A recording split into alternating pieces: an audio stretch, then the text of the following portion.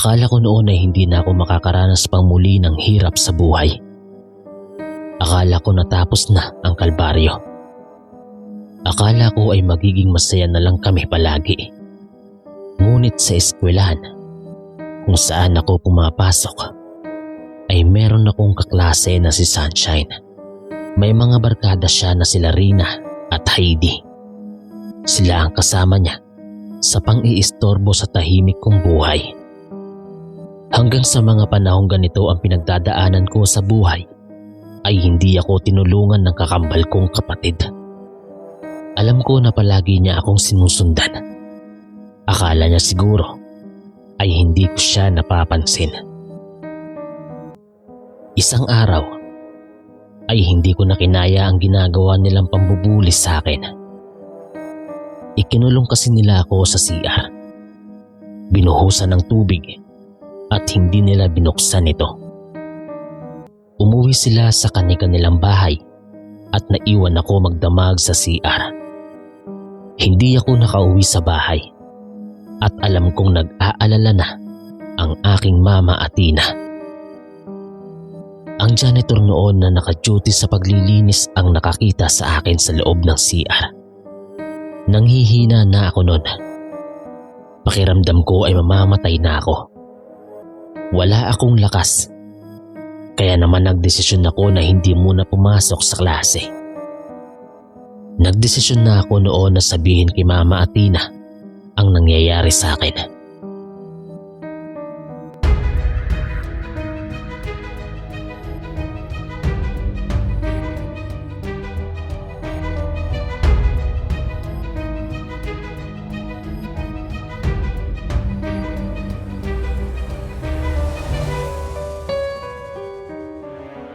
Magpapahinga na muna ako sa bahay at hahantayin siyang makauwi. Dahil palagi siyang wala sa bahay kapag umaga.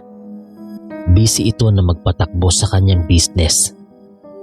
Nagkakasama lang kami sa buong araw kapag weekends.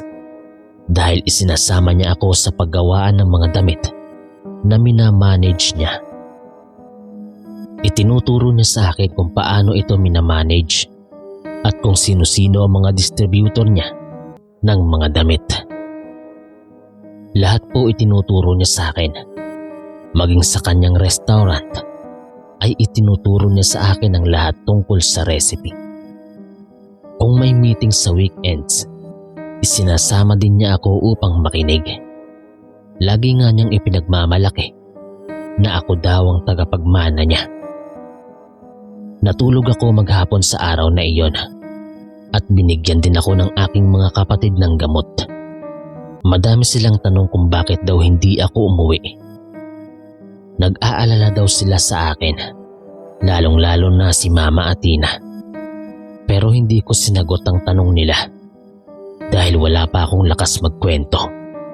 At ang taas ng lagnat ko, namumutla talaga ako noon. Isang masakit na balita ang nakarating sa amin sa araw ding iyon. Naaksidente daw sila Mama at Tina nang pauwi na ito sa bahay. Lasing ang driver ng truck na nakasalubong nila.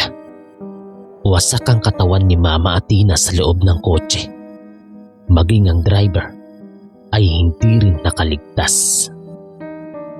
Nanghina ako lalo sa narinig ko sa mga sandaling yon. Lahat kami ay umiiyak ng mga kapatid ko. Nagkaroon ng burol kinabukasan. Madaming mga mayayamang kaibigan ni Mama ang dumalo. Sa amin napunta lahat ng naiwan ni Mama at Tina at nangako ako na hindi ko ito pababayaan. Sinikap kong maipagpatuloy ang aking pag-aaral at ipagsabay ang pagmamanage sa business ni Mama. Kasama na rin ang tulong ng mga mabubuting tauhan ni Mama. Hindi ko man lang nasabi kay Mama ang nangyayari sa akin sa eskwelahan.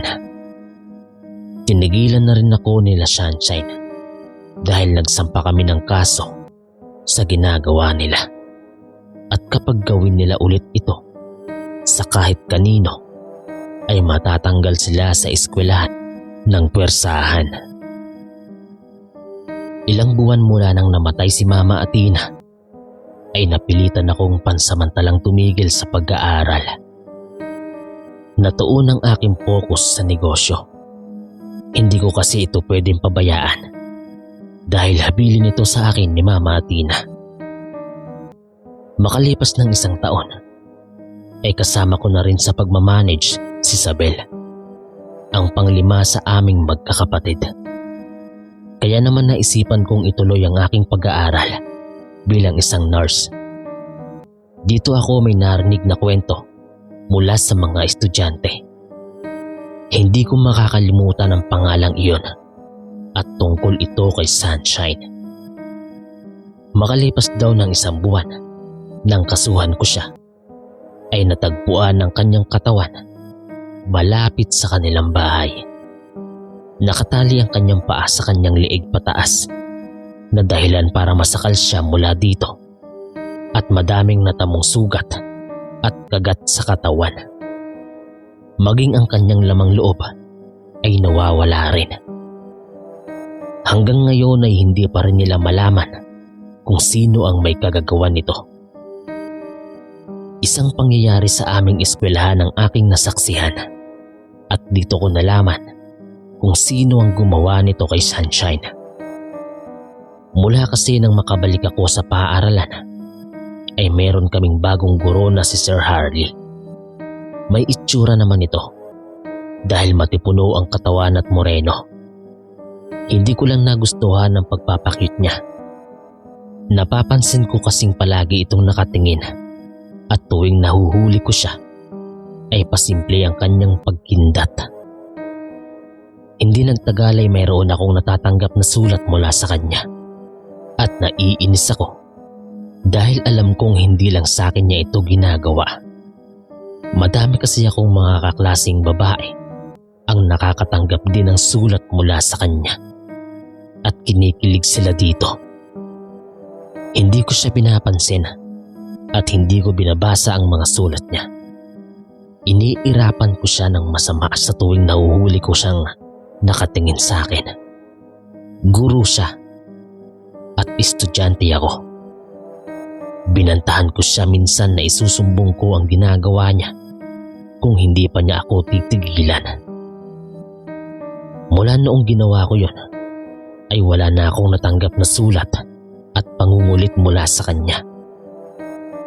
Hindi ko alam na dito pala siya nakaramdam ng galit sa akin at hindi matanggap ng pride niya na may babaeng tatanggi sa panliligaw niya. Dahil dito ay nabuo ang galit niya sa akin.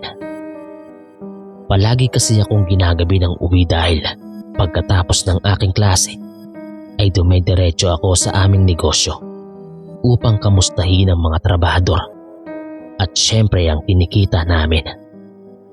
Naglalakad lang ako pauwi noon sa aming bahay dahil malapit lang naman. Hindi ko ginamit ang kotse sa araw na iyon. Habang naglalakad ako, ay isang malaking kamay at braso ang humawak sa katawan ko mula sa aking likod. Hawak-hawak ang kutsilyo ay itinutok ito sa akin. "Huwag kang gagalaw. Isasaksak ko ito sa iyo," sabi nito sa akin. Sa mga oras na iyon, ay alam ko na kung sino ang lalaki sa likod ko. Si Sir Harley. Dinala niya ako sa damuhan at nagsimula siyang gapangin ako. Hindi na ako nakalaban pa at tumulo na lang ang aking luha. Hindi pa ito nakontento at itinali niya ang aking mga kamay at paa at dinala niya ako sa isang abandonadong bahay. Dito ko pa naranasan ng mas malalang hirap. Hindi ako pinapakain, pero may isang sorpresa siya sa akin sa pangalawang araw ko dito at pinakain ako ng ipis upang mabusog daw ako at mas nakakapanlumo pa dahil ang sarili kong ihi ang pinainom sa akin. Pinipilit din ako nitong magsarili at magtanggal ng damit at pinipilit akong sumayaw sa harap niya. Sa pangatlong araw ay dito niya ako sinimulang bugbugin ng paulit-ulit. at nilalagay ang aking mukha sa sahig. Tsaka niya ito tinatadyakan. Tinali ang aking kamay at ginawang punching bag, at sa sobrang dami ng dugo ng ilong ko ay hindi na ako makahinga. Namumuo na ang dugo ko sa aking ilong at sa aking bibig na lang ako humihinga. Lumalaban pa rin ako dahil hindi ko kayang iwan ang aking mga kapatid. Nanalangin ako noon sa Diyos na tulungan ako. Pinapahiga din niya ako at ibinabagsak sa aking tiyan ang 1 galon na tubig. Hindi na ako makagalaw ng maayos sa kadahilan ng sunog-sunog na rin ang aking mga kamay at binti. Pinaghahampas-hampas din ako ng bamboo stick at hindi pa natigil dito dahil patuloy niyang pinagpapasok sa aking palikuran o nilalagyan pa ng uri ng paputok at saka niya ito sinisindihan. Pinaghahampas niya ang kamay ko ng bato hanggang sa mag-crack ang aking mga kuko. Pinaghahampas din niya ang aking ulo at nakaramdam na ako ng pagkahilo. Pinapasukan ng sigarilyo ang loob ng aking ari. Akala ko noon ay mamamatay na ako. Inabot ako ng 3 araw mula sa kamay ni Sir Harley at paulit-ulit na ginawang panggagahasa at pagpapahirap sa akin. Habang isinasagawa niya ito, ay nagulat ako nang biglang may sumaksak sa likod ni Sir Harley at tumulo ang dugo sa bibig nito. Natumba si Sir Harley sa pagkakapatong sa akin. Dali-dali kong kinuha ang sira-sira kong damit at tinakpan ng aking katawan. Hirap akong maaninag kung sino ang sumaksak kay Sir Harley dahil nahihilo pa rin ako sa mga sandaling yon. Hindi ko na alam ang gagawin ko at nakatulala na lang ako habang pilit na inaaninag ang isang babaeng may mahabang buhok, mahahabang mga kuko at parang papel na pinipira-piraso nito ang katawan ni Sir Harley. Kinain ng lamang loob.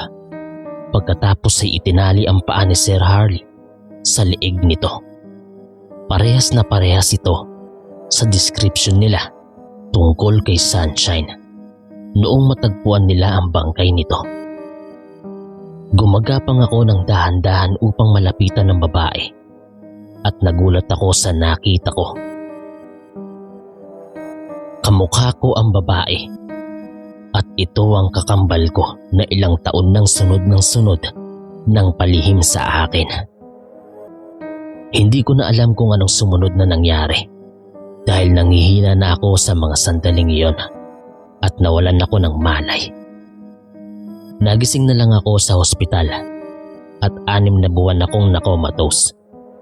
Himala daw na nagising at nabuhay pa ako sa lala ng pinagdaanan ko sa kamay ng demonyong guro.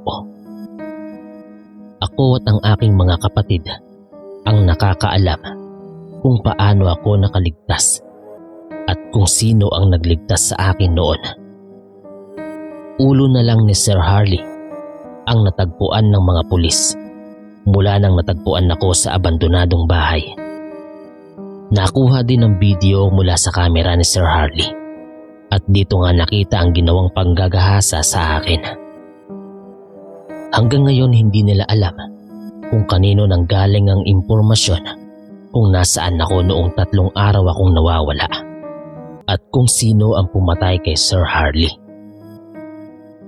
Hindi ko na nakita pa ang aking kakambal. Hindi ko na alam kung nasaan siya. Pero isa lang ang sigurado ako. Hindi man siya nagpapakita sa akin, pero alam kong palagi itong nakabantay. Lumabas din ang ilan sa biktima ni Sir Harley na panggagahasa upang mapatibay ang ebidensya laban sa kanya. Hindi na lang ako nurse ngayon, kundi isang professional ng doktor. Dahil pagkatapos ko mag-aral bilang nurse, ay nag-aral ulit ako maging isang doktor. Hindi ko hinayaan na ang mga pangyayaring ito ang makahadlang sa pangarap ko.